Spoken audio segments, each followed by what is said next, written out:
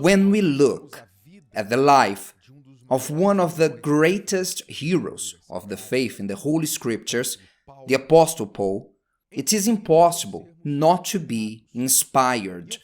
And I talk especially to you today who are thinking about giving up, who are tired, discouraged.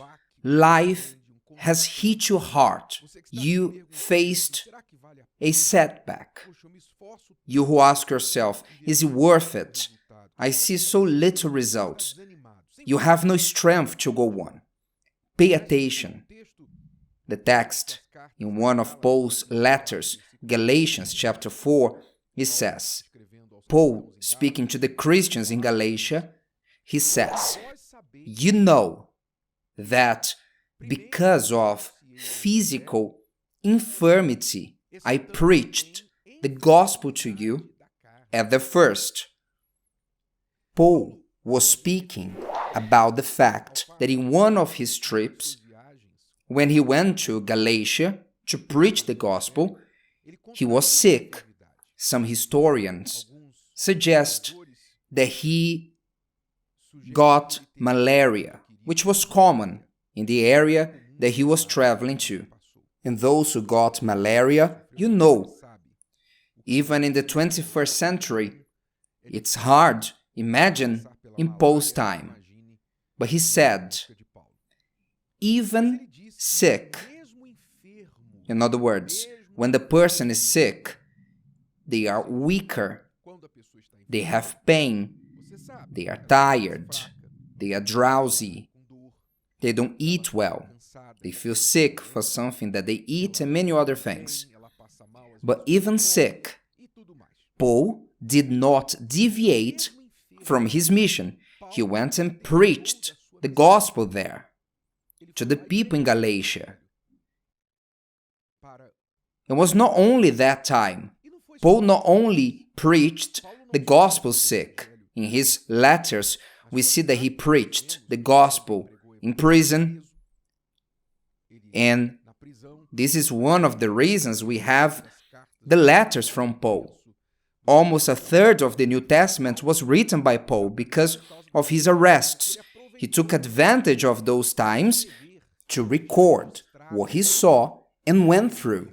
So he preached the gospel in prison, when he was persecuted, when he was misunderstood by his brothers, Christians and disciples, because it took a while for him to be accepted, because he was a persecutor of the church, and some Christians did not believe in his conversion. So he had to face misunderstanding, persecution. He preached the gospel when he was unfairly treated. He was chained, yes, once with his body in pain and bleeding after being beaten. He was there singing hymns to God. The other inmates listening to him, to his testimony, along with Silas, his brother in faith. And even against beasts, he fought against. Even against beasts, lions, animals. Paul had to face unimaginable things for us in the 21st century. And the question is, why do you want to surrender? Why are you discouraged? Dear friends, pay attention. The overcomer, one of the characteristics of winners is that they do not surrender. They refuse to be on the ground. They don't give in. They can be beaten, they can suffer any setbacks, but they stand up again and they go for the next round. They move ahead. This is strength that was in Paul that led him to find strength in weakness, to draw strength from weakness. As he said, when I'm weak is when I'm strong. This determination within him, it needs to also be in us.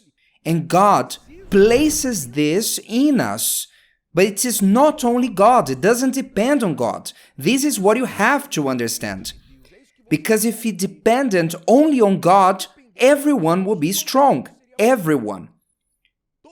Paul states that there were disciples who abandoned him in the midst of the missions. Apostles who didn't resist the blows, per se, who would tell him, I'm gone, it's enough. Disciples who couldn't handle it, did they not have the Holy Spirit? Most probably they had, because the Holy Spirit is not given by measure to anyone.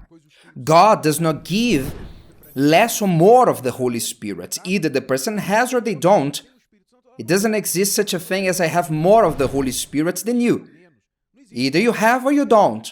But the Holy Spirit is subject to the man spirit, to the human spirit.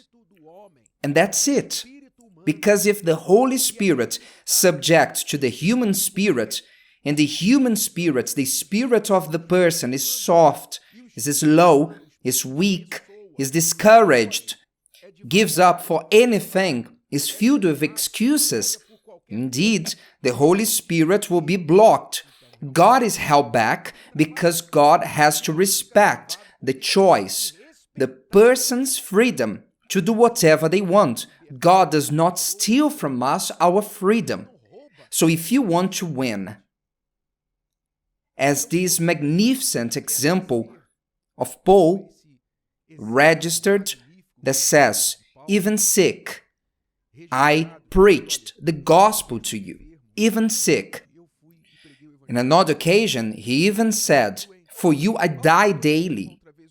What did he mean?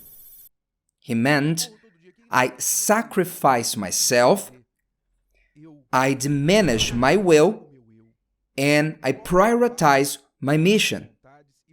So if he had this strength, this capacity, we have it too, but we must choose. Strength is a choice. Strength has nothing to do with muscles. Strength has nothing to do with capacity. Strength has to do with a choice. You need to have the decision within you to choose to be strong, because the alternative is for you to choose to be weak. Which choice do you think is best?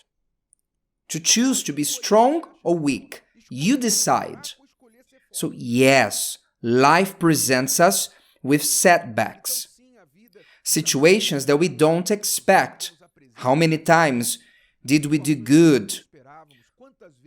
We sow, and then a storm comes and takes everything away. How many times did we go through that? Not only you, me too, and every hero of the faith. We go through this. That's part of life. But when these things happen, we have this choice to allow them to remove our strength, to remove from us our strength, and to leave us on the ground defeated. Or we can say, despite all this, despite one more thing, I'm going to lift my head and move on. Despite one more thing, I will fight another round. This is the choice we have. That's why in heaven, dear friends, if you read the letters in Revelation to the 7 churches, representing the whole church in the universe of those who believe, in the end of every letter it says, to the overcomer, to he who overcomes, who will reach heaven, are only the overcomers. Only the overcomers will be saved. Those who overcame their pain. The overcomers are those who overcome their pain, their excuses, their fatigue. They overcome the beasts, the diseases in the body and in the soul. They overcome enemies, being stabbed in the back. Those who overcome everything, they overcome why? Because within us, there's one who is greater than the one who is outside. The victory that is in us is the victory that overcomes the world. It overcomes the whole world. So we will overcome the world and we will get to heaven.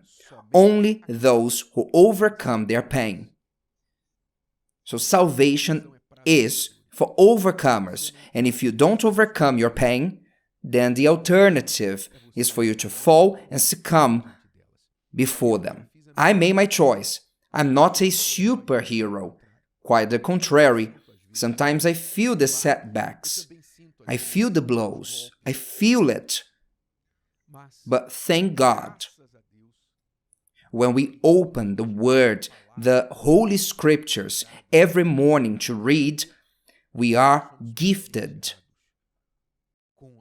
with the words of the living God through the mouths of His servants that strengthen and renew us, as this one from Galatians 4:13. If today's video helped you and you know someone that could benefit from it, share it with them, and if you haven't subscribed to the channel, you may do so now. See you later.